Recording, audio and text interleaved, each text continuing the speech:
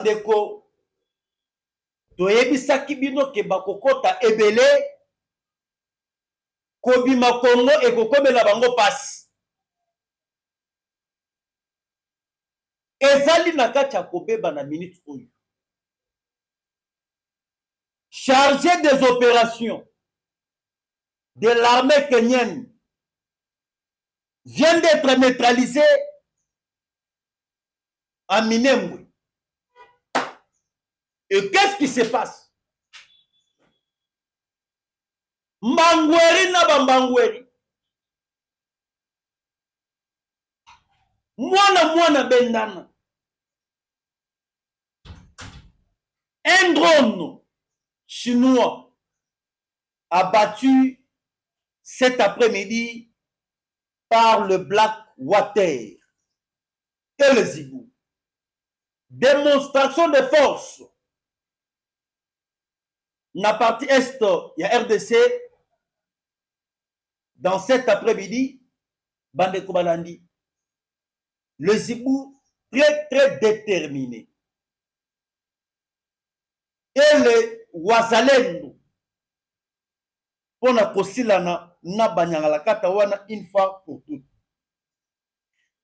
Bande Kobalandi, je pense que le lot, toko panzanteke, en teke oyo toko panzalelo, bokoye ba comment est-ce que le Zibou bakei ko neutraliser un colonel ya armée ya Kenya oyo batindaki na mission na au plateau de Minembwe toko solo na bino lelo bandeko. Sur le deuxième point, Tolobaka, toujours matin, midi, soir. Et le lot est comme Kosale. Combien de fois que nous avons demandé au président Félix Tshisekedi, il y a pour se débarrasser de M. Vital Kamerhe. Après avoir consommé le pouvoir, Kobe Bisepe n'a qu'à pouvoir. Mais c'est Vital Kamerhe abimi na poissa. Kamerhe allait abimi na poissa parce qu'au moment où je vous parle, Kamerhe vient de se prononcer officiellement. À ce qui concerne le changement de la constitution de notre pays. Après avoir koyoka ba propos ya Bahati Lukwebo, lelo bande kobalandi na kotali sabino, Kamerhe vient de sortir de son silence. Yakobo y a tout changement de la constitution de la RDC. Et Kamerhe envisage d'être président, d'être candidat aux élections de 2028. Macron demande un troisième mandat en France. Bandeko, c'est tout le monde. On va comme il a toujours pas la soif du pouvoir. Monde des autres kende wapi. Monde des ali nakata kende wapi. Alors, mesdames et messieurs, ndenge tozali nabino tosengi bino une fois de plus beaucoup kako aimer notre émission, beaucoup kapé ko partager yango partout dans le monde et n'oubliez pas de laisser vos j'aime et vos commentaires bisika nyonso to bozali kolanda oyo ya bino mwana mboka de tata et de mama. Biso tozalaka toujours fidèle na mboka na biso. Tozali na mboka mosusu te oyo biso tokokende. Tozali na mboka mosusu te oyo ngai na bino tokokende. Tozali awa ba Congolais, tokokufa ba Congolais, bakokunda biso na mabele ya Congo.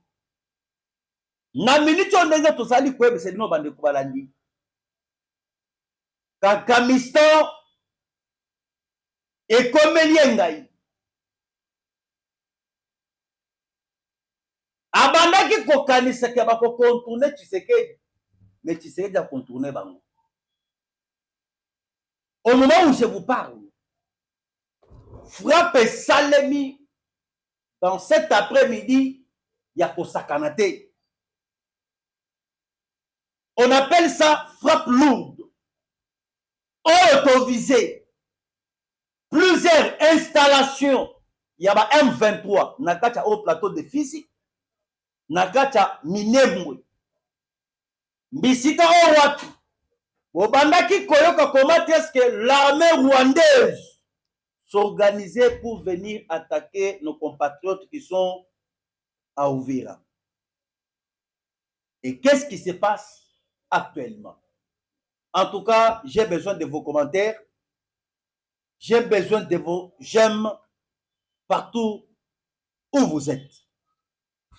Ce qui m'a aligné koyemete émission, cela veut dire il n'est pas le sang du peuple congolais.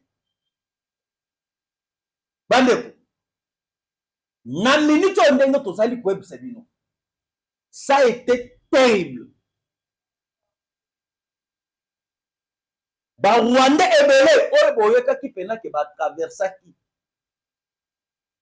Oyo babandaki ko s'organiser. Pona koya ko attaquer nos FRDC na au plateau de Fizi. Au plateau de Minembwe. Oyo boyekaki pena ke ba Kenya bakotaki. Ba Rwanda bakotaki. Ba Uganda bakotaki. Bazalaki totalement anéanti. Bandeko, omoni kokota oyo bango bakotaki tout oyo. Bazalaki déjà na ba espoir, bazalaki déjà na ba détermination, et tout a été déjà calculé. Je vous ai même révélé dernièrement, récemment, sur mon émission. Babimisaki ba mbongo ebele bakendaki kosomba ba colonel na ba major. Pour que Bokota va récupérer au plateau de Fizi à la merci. Ce qui n'était pas le cas. Na frappe et Salemi. Tozali ko informer bino.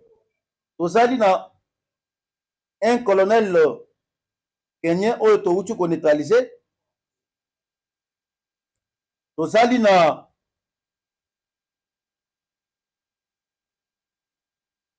un sergent chargé de renseignement, il y a armée rwandaise pour neutraliser. Et comment est-ce qu'il est parvenu à révéler, comment est-ce qu'il déjà infiltré au Uvira, déjà infiltré au plateau de Fizi. Actuellement, nous sommes à Minembwe. Actuellement, nous sommes à Minembwe. Un militaire des forces de défense rwandaises RDF vient d'être capturé dans le haut plateau de Minembwe par le FARDC. Après une embuscade bien montée, selon plusieurs sources sécuritaires locales, il s'agirait d'un sergent de force spéciale de l'armée rwandaise. Il était en mission dans la zone engagée dans des opérations aux côtés des éléments kenyans, ougandais, rwandais. Mais tous ont été piégés par la force armée de la République démocratique du Congo. Bango ba neutraliser bango ndengeni. Bayaki na détermination. Balansaki presque drone marque chinoise. Oyo toyebisaki dernièrement que Kagame ayambaki quelques délégations ya ba chinois baketaki na mboka na ye avec cet objectif ya quoi pour déstabiliser, pour alimenter la guerre dans la partie est de la RDC pour défier les États-Unis d'Amérique. Et lorsque ba chinois na bakotaki na kati ya Rwanda, on nous avait bien expliqué que bakotaki na baminduki des armes sophistiquées, voire même des drones. na ba drone oyo bango bakotaki na yango bandeko balandi. C'était des drones sophistiqués CH4. CH4 avec ces moyens, il y a quoi détruire le système de défense installé par les États-Unis d'Amérique. Parce que na minute on est tous allés quoi bisebino. Bisika oyo Rwanda a ciblé à Tchemisu et zali kaka Uvira au plateau de Fizi. Pourquoi? Parce que à travers Fizi, bakoza occasion ya kokatisa na nzela ya mai. Bakene jusqu'à na Baraka. À travers Fizi, bakoza occasion ya ko traverser vers Uvira. Tandis que Uvira c'est déjà Kalemi.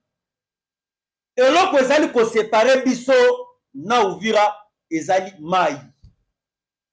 Lac Tanganyika. Et ceux qui bango ba reçu kaka mission ba continue na Uvira et c'est fini. Yango to ebisi bino bandeko. Balancer kaka drone na bango on a kobebisa sa système de défense na biso oyo ezalaki installé na Uvira.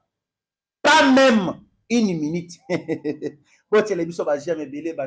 Nous sommes en direct sur notre plateau. Je dis bien que pas même une minute drone mati likolo ya ba chinois, ça a été repéré avant que et ça la 2 minutes na mapata ba ko ici yango na minute on ndenge tozo ko yebise bino drone ezali ba image ezali. Prenez mon numéro na continue de la bino image ya drone oyo to uchu kwa battre plus 243 89 335 82 51 plus 243 89 335 82 51. Yango siko lorsque tu neutralises drone parce que drone on a batinda kina deux missions. Mission ya liboso neutraliser système de défense. Mission ya mibale ba bombarder ba soi-disant le autre bengi Banyamulenge. Lorsque ba ko bombarder Banyamulenge ba ko banda ko loba kino bota le régime ya Tshisekedi. Régime ya Tshisekedi ba komi ko bombarder le Banyamulenge.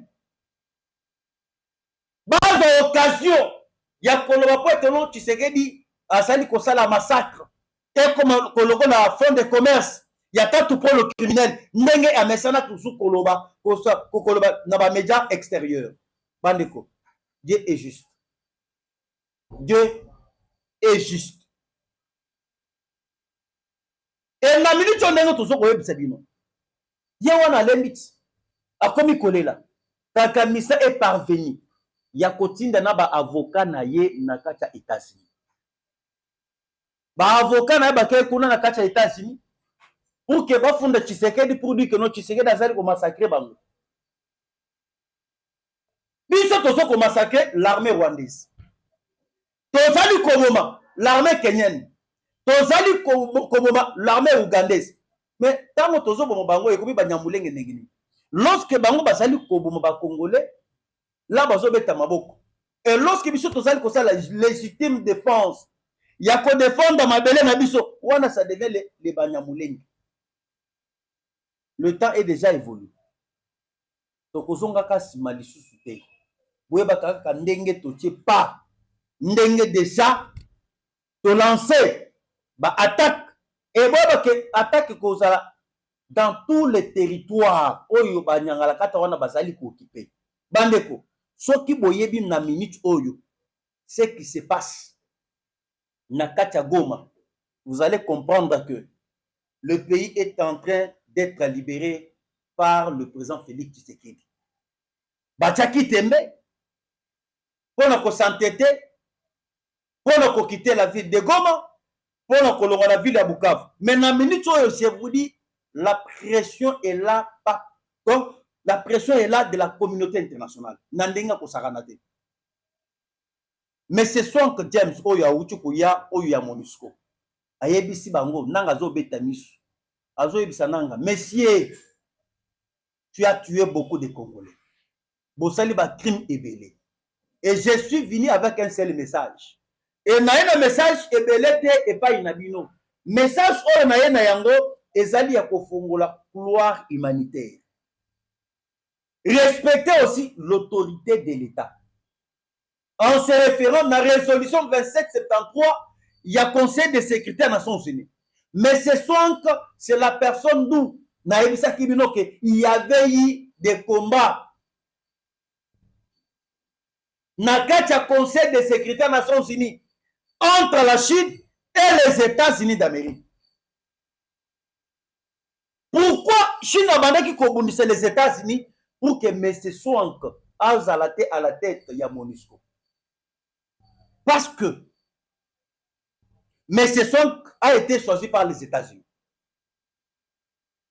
Chinois bango ba mesana kusala la système na bango ya ko soutenir les troupes armées na kati est ba mettre les sécurités et ba profiter ba piyaka ba minerais comme bango bazali na ba bloc bazana ba zone où bazali ko exploiter illégalement na est du pays. Maintenant Corée ya M. Swank c'était sous forme ya ko bloquer la Chine parce que M. Swank tango ba kenaki ko désigner c'est Donald Trump lui-même qui s'est imposé. Yakoyebi Sabango que la personne oyo ngai na poni a représenté, a remplacé Bintou Keïta, c'est M. Swank. Kokoma na goma bandeko, nanga posa alila. Nanga a perdu déjà l'espoir. Nanga ne compte plus encore sur sa vie. Nanga ayebi déjà que asali déjà ebembe ya kokufa. Na message ba yebisi bango que non ba fongola couloir humanitaire. Na couloir humanitaire bazo fongola l'aéroport. Bazo fongola l'aéroport ya Bukavu, l'aéroport de Goma, l'aéroport de Kavumu. Et lorsque bazo fongola yango, ne pensez-vous pas que bango ba kozala wana pour que ba gérer? Non. Et ba yebisi bango, ils vont se référer à l'autorité de l'État. Que veut dire l'autorité de l'État? L'autorité de l'État qui veut dire, l'autorité de l'État signifie, c'est le chef de l'État qui nomme, c'est le chef de l'État qui révoque. Et ça la gouverneur, et ça la administrateur territoriaux, ko dépendre par le chef de l'État, Félix Antoine Tshisekedi Tshilombo. Na minute au bazali totalement mouillé. Yango sikoyo boyoki bavandi pa ennemi mwilani. Pono ko banda ko akize Tshisekedi na makambo moko lukuta. Ekoka ko kabola ba Congolais et diviser le peuple congolais. Et surtout nos compatriotes katangé. Ngai na bisaki bino ke batu nyonso wana bazali ko vivre pona makamoteli tribalisme. Leur commerce ezali faut ko kabola les Congolais. Ko kabola les Swahili, ko kabola les Kasaïens, ko kabola va même nos frères de Djibandundu. Et depuis que le président Félix Tshisekedi a compris na bango, moyen ba profiter ba kabola ba Congolais ezate. Yango sikoyo boyoki message oyo Neimi Mwilanya alobaki na TV5 Monde. Ça a été un message de déstabilisation de l'armée. Hélas, l'armée est très vigilante. L'armée n'a pas cédé. Dans le discours, il y a ennemi. Comment est-ce que notre armée n'a pas cédé dans le discours, il y a ennemi? Parce que pour réussir bien le président Félix Tshisekedi, il faut diviser d'abord l'armée. Ce qui l'armée est comme divisée, on a comme koto yokomi nandenge mususu koto pe comme nandenge mususu. Mais cette fois-ci c'est difficile. Yango bisoto ebisi Neimi Mwilanya boye. Il a été nommé directeur de cabinet. Il y a M. Joseph Kabila. Tout ce là comme on a taillé le comme on il y a ça là. Et lorsqu'il y a Koloba que Tshisekedi lelo komi kobuma ba généraux Katangé. Ba généraux ba colonel Katangé. Parce qu'il s'est référé à l'IWA et à général Padir. On doit se dire la vérité, mes compatriotes congolais. Tout. D'abord le général Amouli Yakotumba.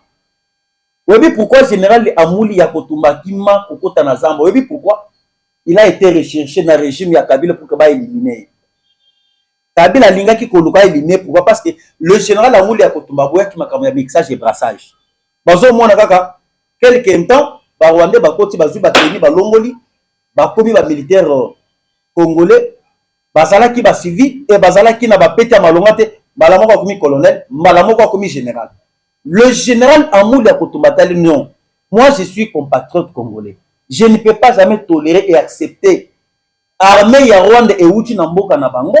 Va traverser dans le na biso ndenge tozomona bango bazo ko traverser la frontière et automatiquement ba komi ba généraux ba komi ba colonel na mboka na biso yango bomona ki général Amouli ya kotoba telemela ki Joseph Kabila et lorsque atelemela ki Kabila aluka Amouli abomaye a éliminé ye nde akima Tshisekedi n'a pas tué des généraux, ce sont des traîtres généraux oyo bango bazali ko trahir nation. Oyo basali koteka mboka na maboko ya Rwandais. Et justice ezali kosala mosala na ye ya kokanga bango. Ce n'est pas la personne qui est le président Félix Tshisekedi qui arrête les gens. Tshisekedi na ndako na ezalaka na kachote ya kotia bato. Dans ce pays nous avons des lois. Tout ça na mibeko eloko kanga traite ezali mibeko. Ce n'est pas la personne Tshisekedi. Le temps meimi mwilanya zo koloba ke non. Le président Félix Tshisekedi a sali pour neutraliser Koboma autre bingi ba généraux Katangé. C'est faux et archi faux. Muntu aboma ba généraux na biso ba Katangé, c'est Kabila. Pour na ko remplacer bango na ba faux Katangé oyo ba bandaki ko uta na kati ya Rwanda, na kati ya Kenya, na kati ya oyo tozali kubenga Uganda. Toke na liste. Na fils, on avait le général Luencha. Bato bazali na fils baïbi général Luencha très bien. Il fit un grand guerrier, général Luencha. Nous avons le général Madowa, ya fils, un guerrier général. Kabila Bomaï, na régime naï. Pourquoi? Parce que babanda qui côté les la Kabila na ba mafia naï avec les Rwandais, les Kenyans et l'Ougandais et les Ougandais. Nous avons le général Bindalira Oyo Azalaki général ya Ouvira. Il a été porté disparu. Baboma na régime ya Kabila. Ti le famille na yeba yebi esika akenda te. Ti le bana na yeba lukaka esika général akenda ya Ouvira akenda Bindalira ba yebi esika akenda te. Nous avons le général Baouma. Vous avez l'histoire. Il y a le général Baouma très bien. Ça me fait mal au cœur. Il y a comme un placebo de Kabila. Ba marionnette, il y a Kakamistan. Bazali Koloba pour dire que non, Tshisekedi n'a jamais éliminé. Tshisekedi, son pouvoir n'est pas basé sur le sang. Bangonde baboma bakongole baboma général Mamadou Ndala baboma général Moussa Mabe baboma bango et baboma bango pour remplacer les Rwandais. Nazoka le général Bunja le général Angoloa oh ça qui na fils baboma. Le général Moukeya. Ah, un guerrier général. Nous avons perdu des généraux. Il y a que ceux qui les lots aux généraux tous ces officiers. Ceux qui tous à la bango les lots. Kabila Zate, Nanga Zate. La force du Rwanda, c'est l'infiltration. On me dit la réalité des choses. Ceux qui ont télémis les lots que nous avons qui ne la bitumba na Rwanda. Rwanda à côté les matés. Rwanda à côté les matés. Rwanda azali ko résister, c'est parce que azali là-bas acolyte naie partout. Au sein de l'armée, au sein il y a service et renseignement, au sein il y a des MIAP. À travers acolyte naie bangonde bazali ko permettre ye akoka kozaba information. Le colonel Mayele ya Fizi a été tué. Il y aura le régime de Kabila. Le colonel Alpha, il a été tué dans le régime de Kabila. Le colonel Kintebeka, oh, nous avons perdu des hommes. Bato Basali, na courage, Yakoloba. Bazanga Soni, ce sont des audacieux. Bazanga Soni. Est-ce que na Congo a biso to yebaki ba général o tozo ko binga ba Delphin Kayi? Te ba bangote? Ba Delphin Kayi. Te ba bangote? Le général Mukinza. Te ba bangote? Ba uta na ngambo kuna. Le général Mustafa, boyebi bango. Ba uta na ngambo kuna.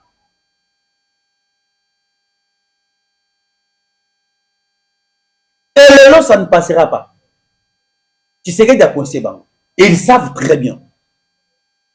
Ah, tu as un régime ya Kabila, ba sali pression, Mobutu, pression. Mobutu a cédé ma belle à Nord qui veut le sud qui va Kameta à PC Bawande. Ce n'est pas Tshisekedi. Oh, on a pression avec le monsieur, comment dirais-je, Laurent Désiré Kabila. Pression. Moussa a cédé à Ouattani, n'a pas cédé ma belle. Babomiye. Quand le monsieur là est venu, Kanambe est venu, Makamro Bobandaki Koyoka que non M23. Mais c'était une pression. Oyo Kagamisa Banaki Kosala Nambo Karabiso, pour ne récupérer ma belle, pour ne combattre le biso ma belle. Basala biso pression awa, na baso disant le M23. En complicité, na soi-disant, le président qui était à la tête, ya Congo, depuis 2006. Pour ne combattre le biso ma belle. Basala pression bakamata mabele alors qui va pesa Paul Kagame.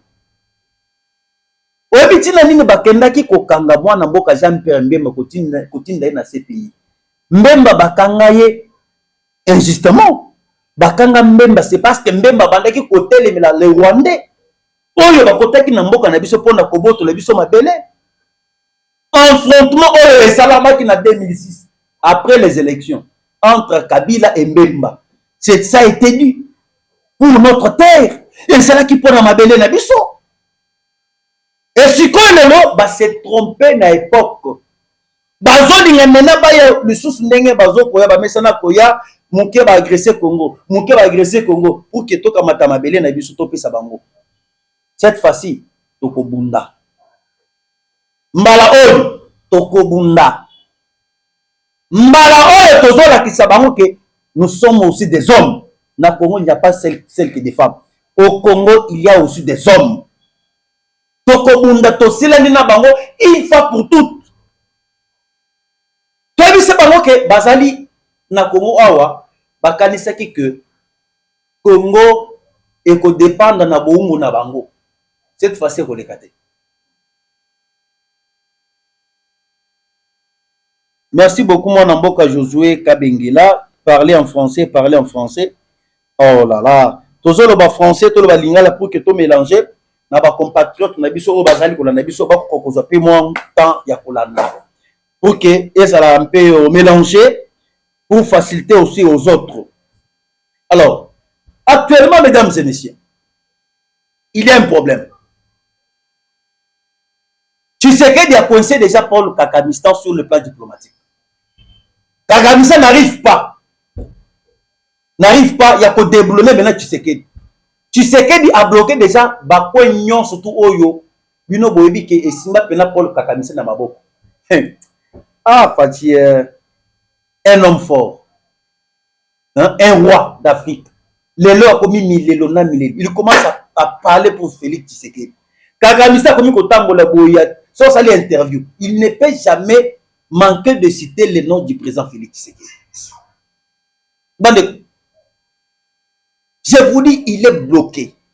Il est bloqué.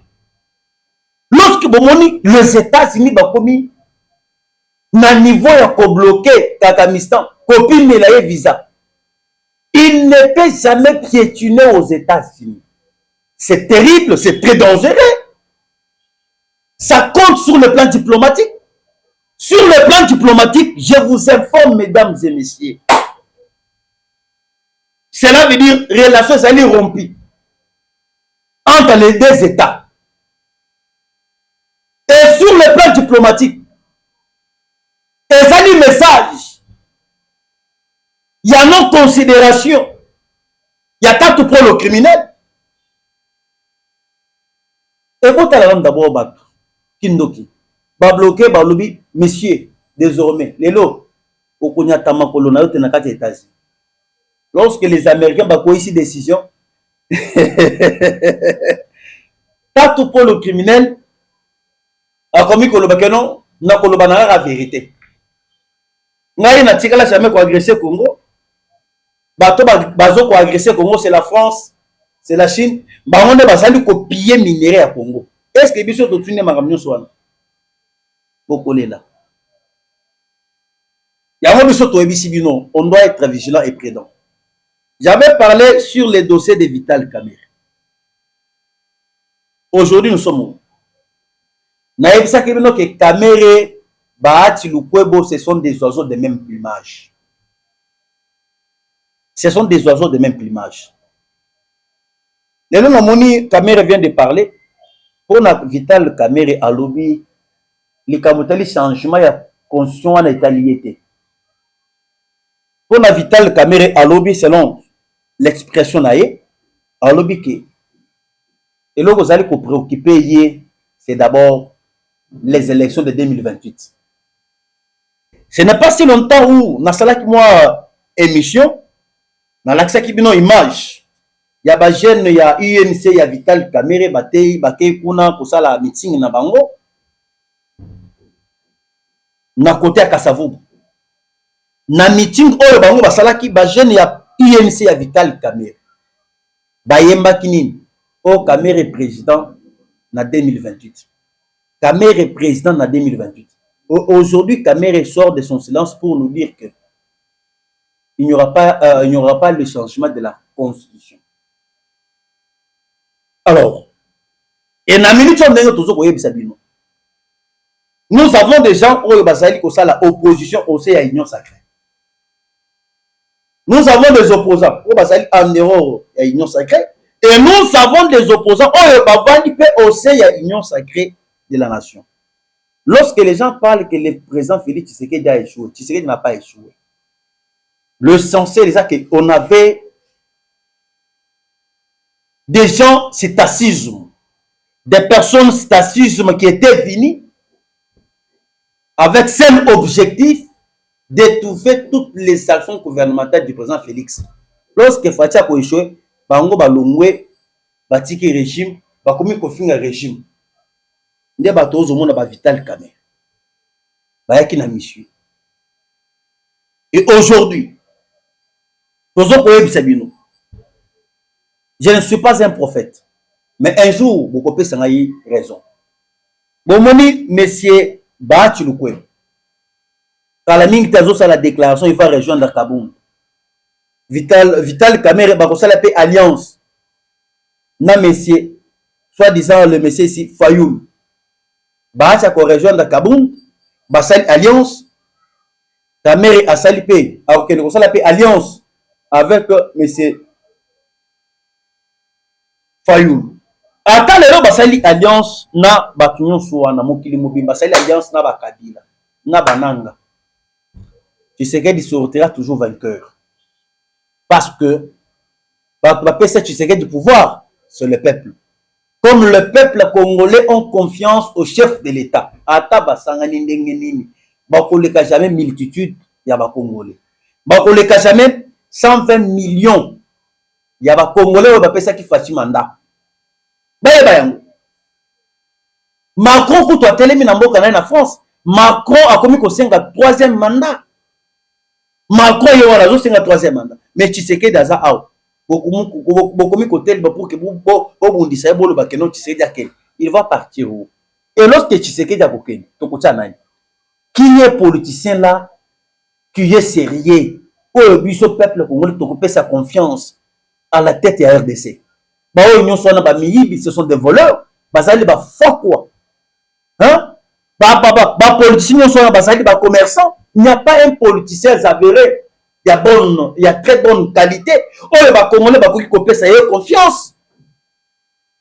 Oh, il y a qui négocier avec tant pour le criminel. Par mixage et brassage des hommes. Tu sais qu'il a déjà travaillé. Tu sais qu'il a déjà construit. Tu sais qu'il a déjà battu. Tu sais, à construire en fait notre armée.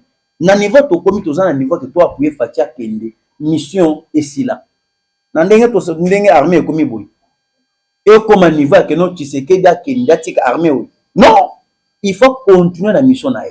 On change la constitution, on doit élaborer des nouvelles lois de la République et on va changer des grandes choses au sein de l'armée.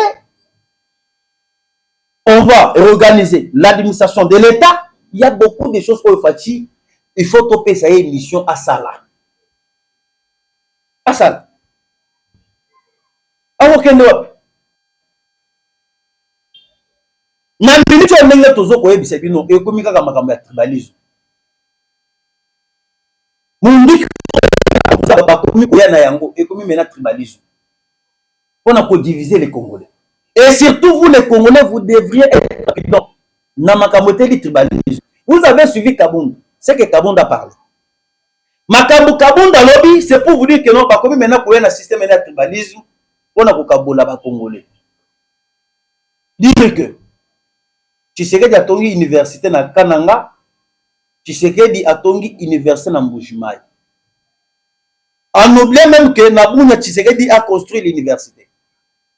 En oubliant que Tshisekedi a construit l'université na Kisangani, na Équateur. Mais à zone belaka pour l'université à Kasai. Pour que batutam bakoyoka, Tshisekedi aza Kasai a tongi kaka epa na bango et révolté ba Congolais. Vous voyez? Vous voyez? Basi ba échoué mission na bango. Et belé ninga bazawana. Et ça la femme même pas membre ya parti politique, ya président de la République. Pas membre ya parti politique, ya président de la République. Famille politique nae. Et ça la batu union sacrée. Et belé ba s'attendait que Tshisekedi akokufa. Bakoboma Tshisekedi. Et belé ba banda kokana te que Tshisekedi a survivre jusqu'à présent na deuxième mandat. Ils avaient tout l'espoir que le président Félix Tshisekedi Ndengi Azawana Nanga Azali Koya Tshisekedi a ma rébellion et bakovanda awa bazui banio na bango bakomi kolia bakomi ko se réjouir. Mais Dieu l'a leur confondu. Merci beaucoup Namana Mboka à 2 fois. Kamere rêve, on verra où lui sera chef de l'État dans ces pays. Merci beaucoup pour votre contribution.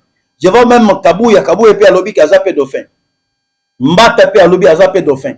Baza ebele. Wana mangamnangate. Wana ezama kamoyo tozo yoka déjà que ndengo tozo koyoka déjà que Kabouya zolo ba déjà kaza Dauphin.